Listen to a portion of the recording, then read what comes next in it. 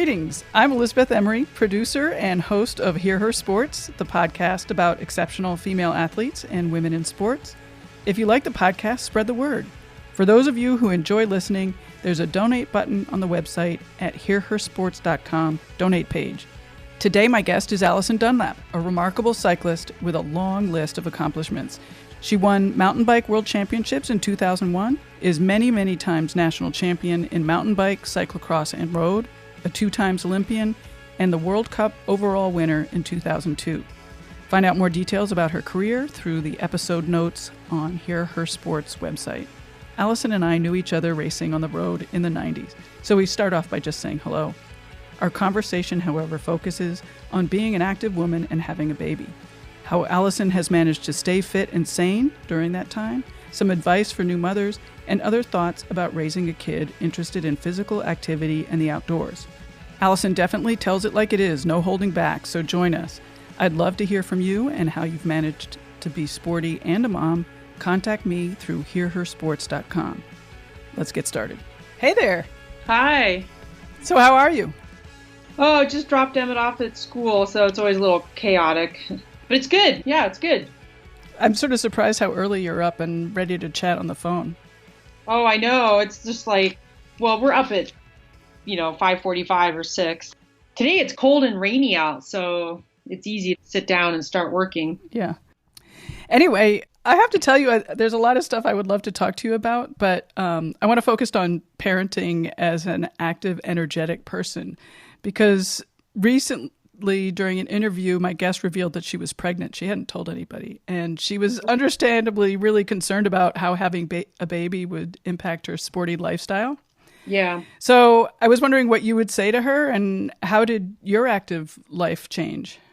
It definitely changes, but ultimately you can still do all the active things that you used to do, but it takes a shit ton of planning and help from family and spouse, and it's exhausting. But physically, yes, you can 100% come back and do everything you used to do, but you just get a lot more efficient because you soon realize that you can't just go out and train for 4 hours every day.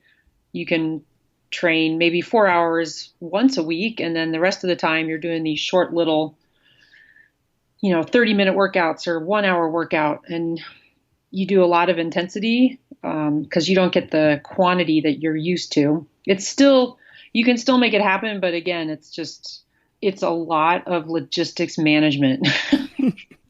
But are you good at that, or were you good at that when you started? I am good at it, and it's exhausting, and it's the thing I like the least because I'm so used to just, like you look at your watch and you're like, it's beautiful out. Let's go for a 4-hour ride. And you call a few friends and you're out the door. Right.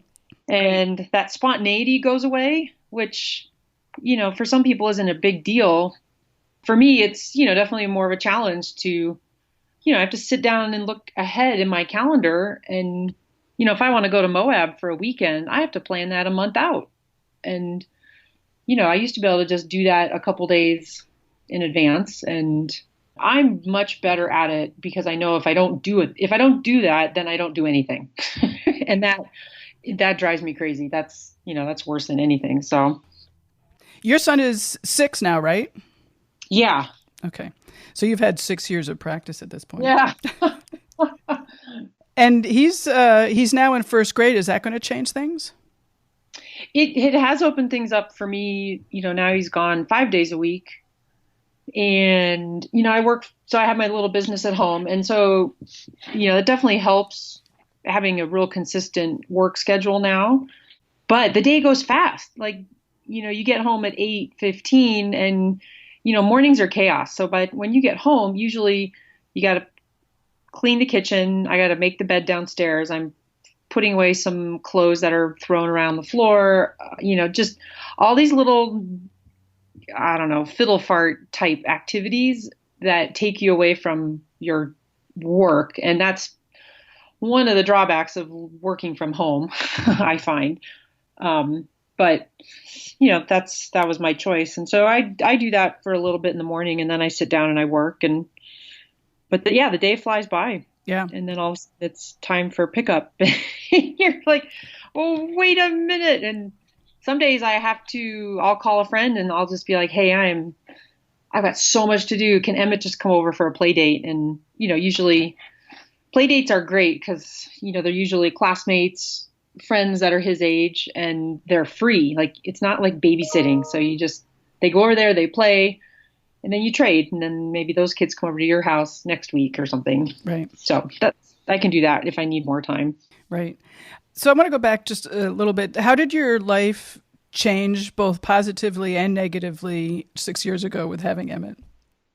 So I'll start with the negative first. The negatives obviously were, losing my freedom to, just do whatever you want. And I went from being a super elite athlete at the end of cyclocross nationals, and then I was pregnant by February. And so even just the pregnancy was a huge shift in my thinking. And, my pregnancy was great and nothing happened, but it was very challenging for me to just give up my body to this growing little baby inside me. And, that you're going to get your body back, but 9 months is a long time, especially when you're used to riding every single day. And so that was my first adjustment. And then, the baby's born. And I think the biggest thing is just this lack of sleep. And, everybody knows, every new mom knows that it's going to be rough, but nobody tells you that it doesn't stop after the first 3 months.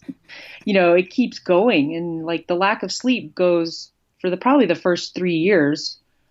And it just, the accumulative exhaustion is something that I wasn't prepared for. And that was the biggest negative for me was, you're constantly tired, which means that, you get sick a lot more and you're grumpy, and then you have very little time. So if you don't exercise and you're exhausted, then the two together, you can just be miserable. And you're so tired. Were you training during that time? No, I wasn't. I was done racing, but I rode as much as I could because it kept my sanity. Like exercise and bike riding, especially, was the reason I was a good parent. And that I knew that, and that was such a high priority for me. And I'm glad it was, but it definitely made for some tears and frustration. It's hard to picture you in that way. I know. Like I had more meltdowns the first year of being a parent than I did my 40 years previous, all combined. Yep. So then the positive, of course, is that you have this beautiful baby and, just the amazing experience of being a parent and, all those little milestones that you get to experience, when they roll over for the first time, or they stand up, or they start walking, or they smile at you for the first time. And, that first smile it's just a smile, right? But the feeling that you have as a parent is like, is unlike anything you've ever experienced in your entire life. Even, winning the world championships is not an experience that relates to anything I've had as a parent. Completely different. And so all those little things that just melt your heart, make up for, the overwhelming feelings of, I don't know what the hell I'm doing. I am exhausted. I'm grumpy, and this little thing is screaming, and there's poopy diaper that I got to put away and clean up, and I'm all by myself, and, and you just lose it. And you get those days more often than you get the incredible days in the first year of having a baby. And yeah, and you just are like, why are we doing this? You question yourself many times, but it is an amazing, the highs are higher than anything you've ever experienced as well. So it goes both ways. Did you have your coaching business at that time or not yet? I did. Yeah. So I had my coaching business. I had stopped running clinics, which was good, but I did have my athletes, and, was that good or bad? It was probably a little of both. It kind of pulled me away from, being completely overwhelmed with parenting, and, I got to at least do some work. But, I would sit in front of my computer and I'd have this, Emmett would be in his little swaddle on my chest and he would be nursing and then he would fall asleep and I would sit there in front of my computer with this baby on my chest for a couple hours. And, I got work done, but it's just such a funny thing how you try and you make it work. I mean, you try and all these creative ways to, be a parent and work at the same time. And you can pull it off for the first 8 to 10 months. And then once they start walking, then that all falls apart. Then they're mobile, right? And when they're 10 months old and they're walking, you can't just let them walk around the house. You have to be right behind them. Because of course they're pulling everything off the shelves and putting everything into their mouth. And yeah, so, but at least as a parent, it starts out slow. Like, you get, all this time to work up to, the chaos of when they're walking and then the chaos of when they're 3 years old and 5 years old. And so it's a very slow progression because you look back on the whole experience and the first 6 months are so easy compared to, what you have now, just because they eat and they sleep and they don't move around and you can carry them. They can't tell you, no, I don't want this. I don't want that. You can go anywhere you want with the baby. It's so easy. And so you do get time to kind of work up to how challenging it is. Right. And Emmett seems very active. So I can imagine he's running around a lot. He is active. Yeah. But he's not like hyper spastic. I mean, he has his moments, but he sits down and he'll work on his stuff at school where they're writing and learning harder words or he's way into art. So he'll sit down and work on art projects sometimes. And, other times he's just a total pest and won't leave me alone because he just wants my attention. And, being an only child also has some challenges. I can't just say, go play with your brother. There is no brother or sister. So I'm his playmate and, it's really awesome, but it also can be challenging because you feel like you don't ever get time to do stuff for yourself in the house when he's around at the same time. Like it's hard to coexist with him without having an interaction. Right. And how did you introduce Emmett to sporting activities? Because I've seen through your social media that he's, mountain biking, hiking and skiing and all of that. It just started from day one. I mean, he was just a few days old and I was, walking around the neighborhood. And then, as soon as I was healed up from labor and delivery and able to hike, then we started hiking. And then as soon as he was 6 months old, then he was big enough to put into the bike trailer. So then I started, I got to ride my bike with him and then we did that almost every day. And so it just was such a part of his life. He didn't know any better. Like he didn't know any different. And, I just did a ton of stuff with him. It was always hiking and riding and adventuring with him as a baby, really young baby. And then that's what he grew up watching and seeing. And, kids at that age, they just want to do what mom and dad do. And so it was so easy for him when we gave him the Strider, and he just, he wasn't like riding the Strider immediately, but, he saw that mom and dad rode bikes every day. So I want to ride a bike. And that doesn't happen with every child. Of course, some children just don't have the coordination and they just don't like it. And no matter what you do, they don't want to be outside or hike or any of that stuff. And luckily we have our child loves it. So I'm very thankful.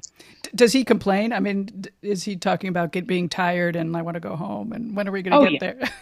Oh yeah. I mean, we have plenty of, adventures where I'm just like, what the hell am I doing out here? Because he's crying and complaining and hungry and I don't want to be here and I don't like this, mom. And, so, and now that he's getting older, he's definitely more opinionated, which is sometimes a challenge for me because, last year, every time I said, let's do something, he was like, great, let's go do it. Now I say, let's go bike riding, and he'll think about it and be like, well, Mom, why don't we do this? Why don't we compromise? And he'll go into this long-winded explanation, because he's just, he has more opinions about what he likes and doesn't like. And, if we're going biking, then we're going to go, and then we have a great time, and he loves it. But, oh yeah, we have our moments. Yeah.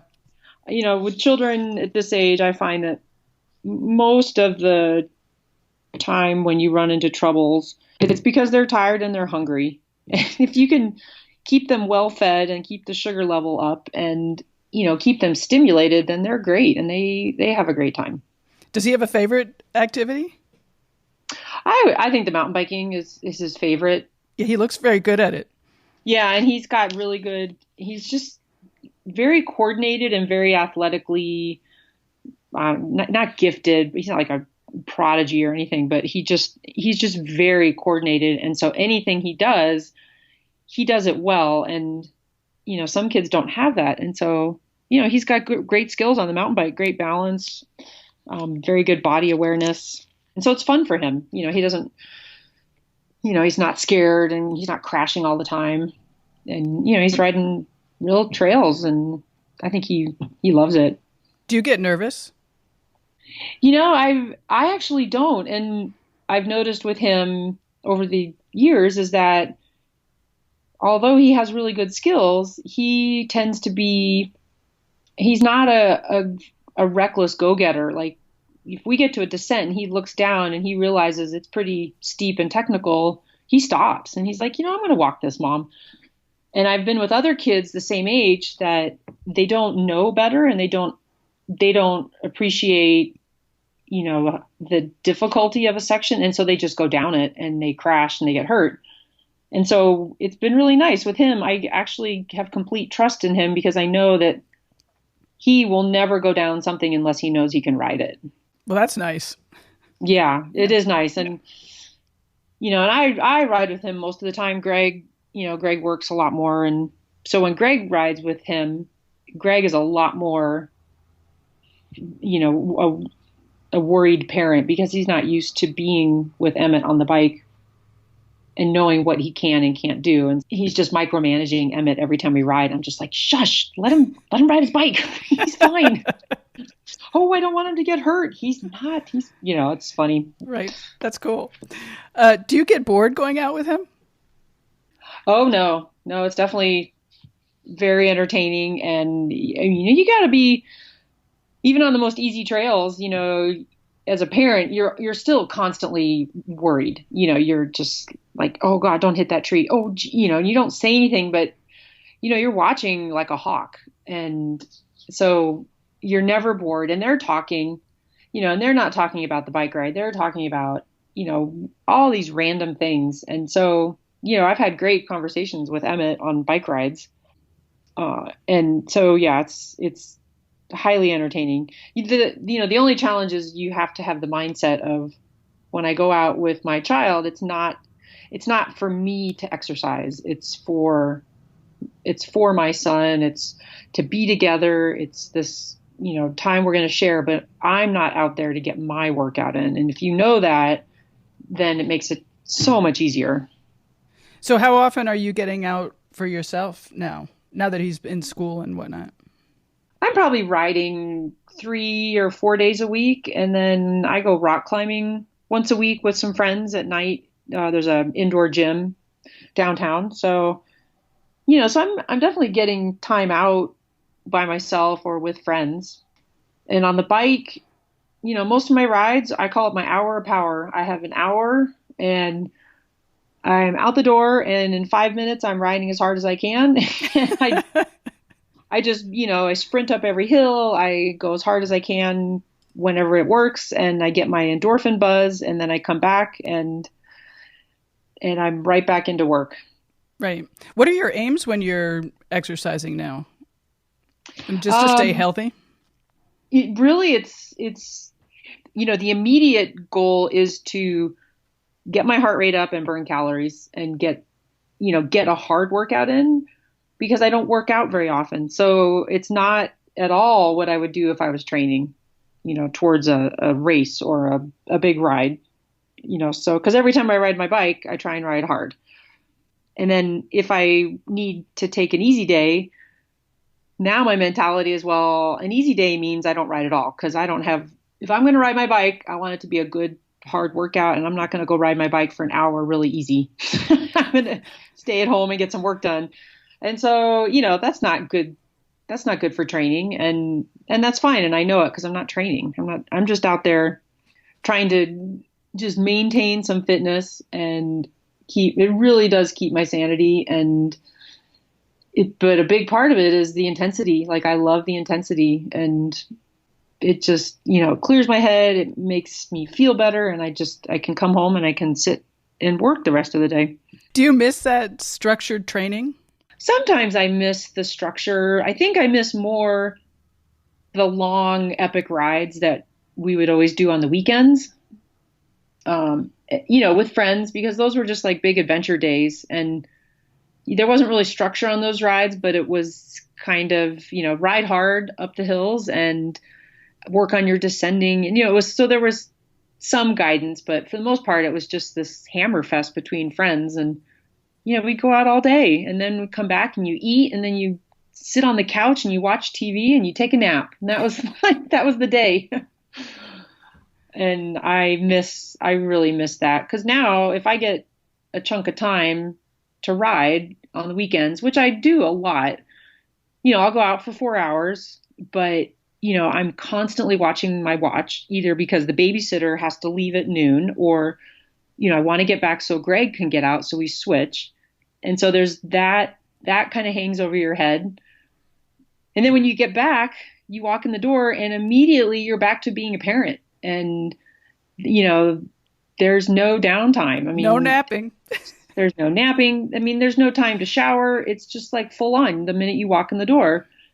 And so that's, you get used to it, but it's different. Every once in a while I will have a weekend away and, we have to plan it again, like 6 weeks out, where I go away for the weekend with some girlfriends and we go to Crested Butte, and then it's just 3 days of riding. And then it's like, I have not a care in the world. I don't have to worry about being a parent or working or anything. And those are such a blessing. And those weekends come about like twice a year, but you just make it work. Right. That's interesting what you said about always having to think about the schedule. It's like, it sounds like now one of the biggest things is that you're constantly having to think about what's next, which isn't true when you're doing that sort of, solo training. Yeah, it's all about logistics management. And sure, you get a babysitter and babysitters are awesome, but you're paying for that, right? So if you go on an all day mountain bike ride, then all of a sudden your all day mountain bike ride is costing you $80. And you're like, holy, and then, so that's great every once in a while. But, if you're riding 3 or 4 times a week with babysitters and weekends, it adds up. And then you start, of course, as a parent, you feel guilty. You're like, I'm spending all this time paying for somebody to be with my child. And then you have a hard time rationalizing, like, is this right that I go out for 4 hours every other day? It's probably not. I want to be there for my child. I don't want somebody else to raise my child. So then that's why I went to the 1 hour workout, because then I could do it and it was short and I could do it while he was at school or, I did a lot. I do a ton of trainer rides. When Emmett would nap when he was younger, I would ride the trainer. Or now I ride the trainer and he works on art, or he'll watch a video or, play in the dog run in the backyard. With kids too, they do better on a schedule. Right. And, now with children, another huge adjustment for us was dinner. We always used to eat dinner at 8 or 8:30 and the sun's up and I don't want to make dinner. So now we make dinner. I start dinner at 5 o'clock and and we're trying to eat by 6 so that I can get him in, start bedtime by 7, because kids need to go to sleep by 7:30 to 8. And that's been a huge shift for us. That's supposed to be healthy, eating early. Yeah. But it's funny, of course, when you're riding or exercising a lot, then by 10 o'clock, you're starving again. Right. I don't eat early. Yeah. And we used to, the first 2 years, I would feed Emmett at 5 or 5:30, and then I would make another dinner for me and Greg, and we would eat after he went to bed. And we got to a point, and I was like, this is ridiculous. Like, we need to eat together as a family, and we just need to shift what we do. And that was rough, and we did. And, now that's just the schedule, and that's the way we do it. And we have great family dinners. Now he's older, that becomes really important, is to have that time together. Sure. Do you have any sense of, like at what point or what age Emmett will, test you and your physical abilities? Oh boy, I'm sure it'll come sooner than I realize. He's already, we ride to school, and he likes to put it in his hardest gear, and he likes to stand up and sprint up these certain stretches of road. And when he like really goes for it, I have to work pretty dang hard to catch him. And even though he's only doing it for 30 seconds, he's got some strong little legs. And I hope he just continues to love to ride. And, I could see by the time he's 10, 11, 12 that, it's going to start to be interesting. But I'm always going to kick his ass because I'm his mom. Until you don't. Yeah, I know, until I don't. So I've recently read a lot of stuff about how important it is exposing kids to a lot of different sports and not having them focus on one single one. Do you have thoughts about that and, what you see as the future? Yeah, it's interesting. I mean, we definitely have not pushed him to start into organized sports. And I think it's great, and it is good for kids to try a lot of different things. But I think what happens to these poor kids is that, they have music lessons, and then they go to lacrosse practice, and then they have to go to karate practice, and then they have, and that's Monday. And then Tuesday they have soccer practice and, art class, and then they go to cooking class. And then so, they're doing all these incredible, enriching activities, but they are stretched so thin that they never have time to just hang out and play. And I think the biggest thing that kids are losing is just that ability to play on their own and to imagine and create and pretend and fantasize when they're out there in the backyard playing. And so we've intentionally not done a lot of that stuff. And, I know why parents do it. I mean, one, it's you want to expose your child to all these incredible activities. And two, you need a break. So let's sign them up for this class, and that's going to give me an extra 2 hours every day to work on my own stuff. Right. But, Emmett will go out in the backyard, and we have this dog run. We have no dog, but it's just this big dirt pile. And, I love listening to him because he's making all the sounds of the trucks and the mining and the digging. And he's just totally playing with all these things back there and making tunnels and roads. And he just loves it. And that, I think, is what kids are lacking, is the time to just be a kid and not be shuttled to and from, 10 different activities. So yes, I agree. It's great to have all that exposure to a lot of different sports and not be so intense early on. But on the other hand, I think it also is really hard on kids to do tons of activities like that. Right. Do you think you'll be, do you think you'll feel pressure at some point to sign him up for a bunch of organized sports? Like, how long will you be able to keep him on sort of this no organized sport program? I don't know. I mean, he has not had any interest in doing any of it, so that helps. So, he loves riding his bike, and he loves running around and playing with friends. But I haven't had any kind of like, Mom, I really want to play soccer. Let's sign up. Let's sign, or there's a rock climbing team I've asked him about, and no, I don't want to do that. And so I don't know when that will change. I'm guessing, he'll just see more of his friends doing, talking about going to soccer practice, or I have to go to football practice, or I have to do, and maybe when he's 8 or 9 or 10, he'll show some interest. And I really do want to get him involved in a team sport eventually when he's a little older, because I think that would be good for him. But, right now it's like, as a parent, you're like, you get all worked up about all this, and then you're like, hold on, he's only 6 years old. Right. What were you doing as a kid? At 6, I had learned to ride a bike when I was 5, but basically just running around and playing with other friends and nothing, no organized anything. I think I started my first soccer team when I was maybe in 3rd or 4th grade. No, not even that. I think it was not till like 6th or 7th grade. And before that, I played the flute and I was in Girl Scouts. So those are my 2 big activities. And your family was active, weren't they? Uh-huh. Yeah, I mean, my mom was a school teacher, so she was busy, doing school stuff, and we did a lot of stuff on the weekends, hiking and camping and skiing. And so we grew up in a very active family, but neither one of my parents was ever involved in organized sports. So they were not, former football players or, basketball or any of that, even though they both are very active in sports now, mostly skiing and hiking and cycling.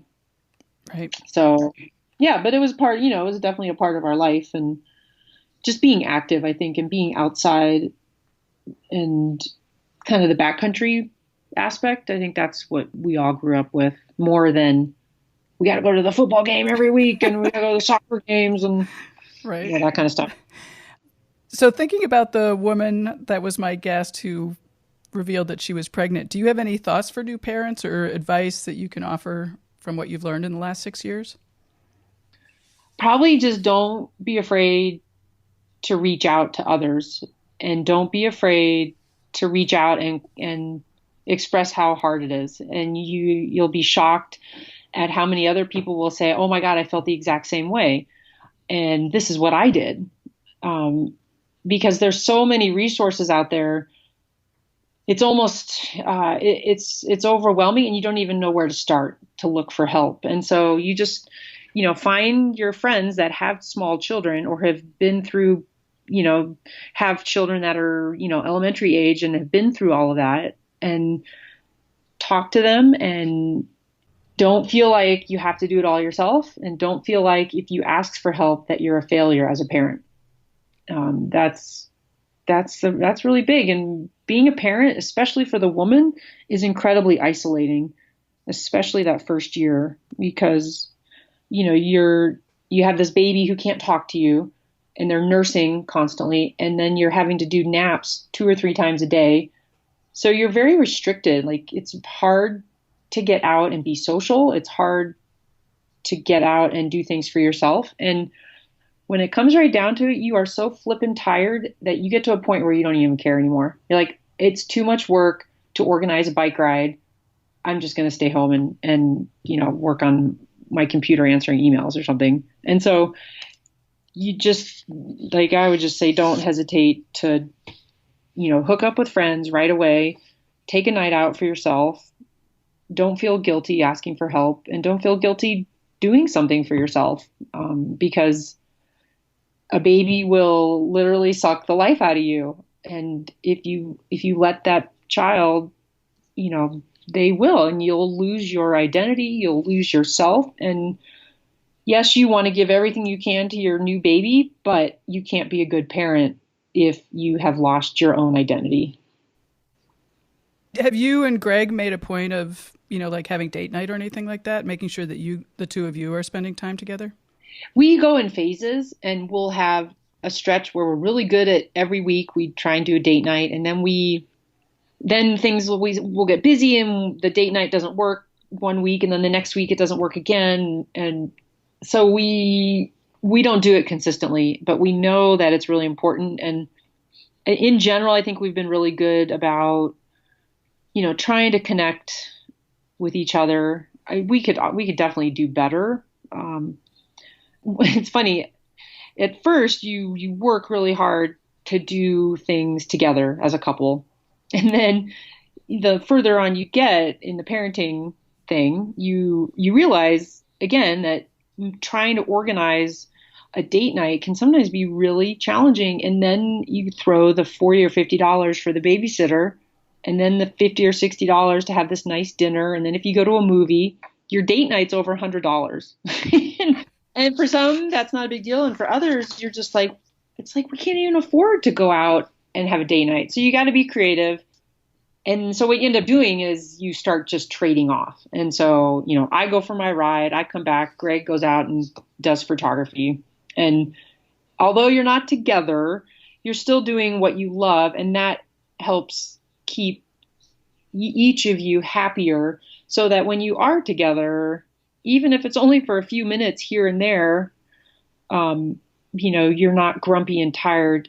Because when you get grumpy and tired, you take it out on your spouse, and it sucks. And one of the biggest challenges of having a baby is keeping your marriage and your relationship healthy, because that takes a huge hit when you have a baby. And I don't care how great your marriage is, the marriage suffers incredibly. Even with the best intentions, it is really, really hard on the marriage. So, you got to work your ass off to keep the marriage healthy when you have a child. And so I say date nights are great, and the more the better. And do a date night and do not feel guilty. And that's it's really hard. It's really hard to, especially in a young child, when they don't really know what's going on and they start crying. Don't leave me, don't leave me with the babysitter. I don't like her. Don't leave me. And they won't let go of your leg, and they're just crying. And Greg and I had many date nights where we finally peeled Emmett off my leg, and we get out in the car in the garage and we sit down and we burst into tears, and because it was so traumatic saying goodbye to Emmett to go on this stupid date night. And we're just like, oh, this is horrible. Like, and then you go on the date and it's not you're miserable. And, yeah, but that goes away. They go through phases, the kids as well. And, dates are easy now. I mean, we have great babysitters, and Emmett is so independent. It's like, okay, when you coming home? See you, Mom. So, but we've had some very traumatic, you don't realize that either as a parent. That's great. We'll get a babysitter and we'll have a date. And you forget the whole human element of your young child of like, wait a minute, my parents are leaving me with this stranger, no, hold on, that's not working. And, and they make sure that that they're not happy. And so the emotions can be very powerful, and the guilt can be overwhelming when you try and do something as a couple. But it's still ultimately in the end worth it. Right. You mentioned, your sense of identity. Has your sense of identity really altered, do you think, from when you were racing? And how have you, what is your identity now? Or do you think about that? No, I don't know if I actively think about it, but I would say, no, I'm still who I was before I had a baby. It's just, I've just altered and shifted what I do, but not that much. I mean, yeah, I don't race my bike anymore, but when I retired, I was ready to be done. And it was only because Greg had kind of decided he didn't want to have kids. And so I thought, well, maybe I'll just go back to bike racing because I loved it. But once he decided he was ready to have a child, then I retired, and it wasn't like I wanted to go back. So I was able to walk away from the competitive side of the sport and not have any regrets or longing to go back and race, which has been great. And So I've shifted. Now, if I had to give up cycling entirely to be a parent, then we'd have some major problems. But, um, and I'm sure I would adjust and find another sport, but, cycling is still a huge part of who I am. And it's not just my job. It really is part of my soul and my identity. And Emmett sees that, and, he knows that it's a big part of our life. And, we're not obsessed about it, but it's just, there's just something about riding and exercise and being out in the wilderness and out in Mother Nature that I just love. And it just keeps me who I am. Yeah, it would be hard to give up cycling. Well, I want to wrap things up. Is there anything you want to talk about or mention that we didn't talk about? I think it's another good thing with parenting and being athletic and active is take your child and bring them into your life. Like, don't give up your life for your child. Your child needs to fit into what you already do. And I think a lot of parents lose sight of that, and they stop doing what they love, they stop seeing friends, but little Johnny gets to go to all these different sports activities, and he plays the piano and music and art class, and he's incredibly enriched, right? But you, the parent, have no time for your own, for what you do, and you and your spouse, and and it takes effort, but keep doing what you're doing, and you just make your child fit into that life that you already have. I really like that. I mean, what do I know? I don't have kids, but I like the idea of Emmett seeing, like how excited you guys are to ride your bike and do all that outdoorsy stuff. And, whether or not he ends up being an outdoorsy type person, he's seeing that excitement.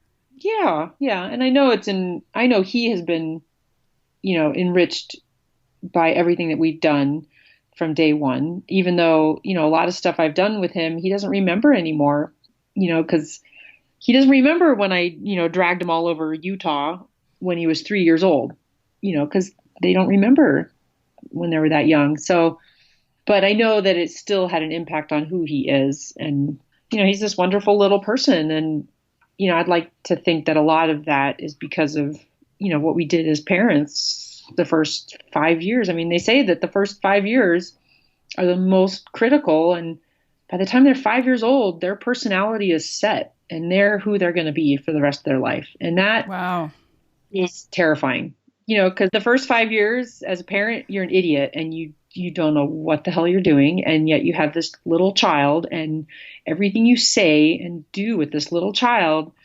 you're like, oh my God, I ruined him. He's going to be a serial killer now. And, so it's so hard as a parent because you don't get a second chance. Like, and you see what happens to kids that get, messed up by their parents. And they, we have a lot of problems with mental illness because of what parents have done to their children. And it's huge responsibility. So yeah, the first 5 years, you got to make it count. So now you can do whatever you want. Doesn't matter. Right. I don't recommend that. Yeah. Well, thank you, Alison, so much for agreeing to talk to me. Yeah. No, I'm glad this worked finally. Yeah. It ended up being perfect. Good. Thanks for listening.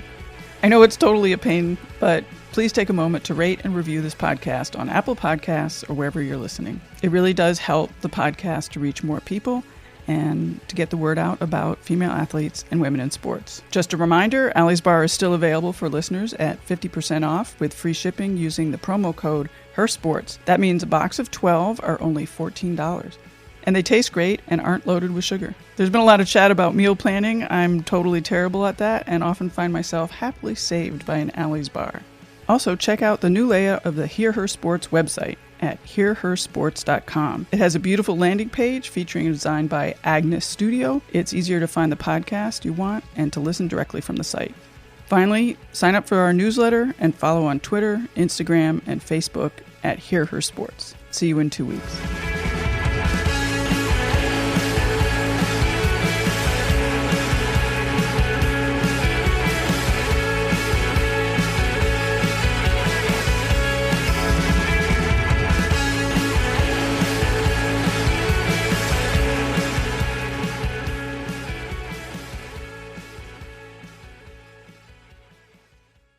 Have you ever wanted to know how to win a Formula One Grand Prix? I mean, really know. Know about the driver tactics from the cockpit, the strategy calls from the pit wall, and even the mind games in the paddock.